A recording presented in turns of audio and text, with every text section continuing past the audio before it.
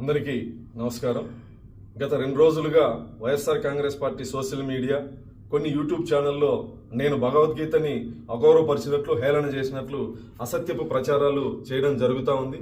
నేను ఎక్కడా కూడా భగవద్గీతని కానీ ఇతర మత గ్రంథాలని కానీ కించపరిచే వ్యాఖ్యలు చేయలేదు.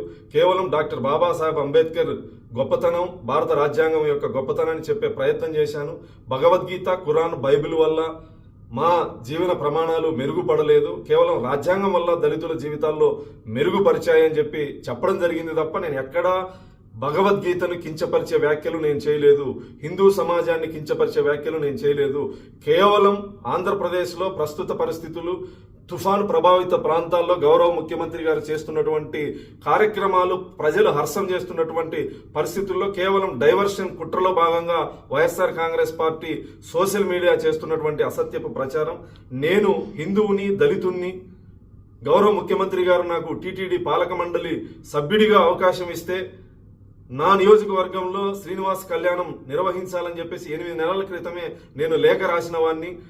గౌరవ ముఖ్యమంత్రి గారు 5,000 గుళ్ళు నిర్మాణం చేయాలి అని టీటీడీని ఆదేశిస్తే ఎక్కువ శాతం దళితవాడల్లో ఈ దేవాలయాలు నిర్మించాలని నేను టీటీడీకి విజ్ఞప్తి చేసినటువంటి వాడిని.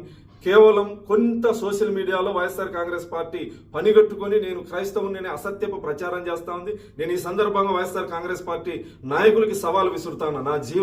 నేను పుట్టిన ఊరిని వెళ్ళి మీరు విచారించుకోండి. మా తాతల కాలం నుంచి నేను హిందువుని, వెంకటేశ్వర స్వామి మీద భక్తి ఉన్నటువంటి వాడిని.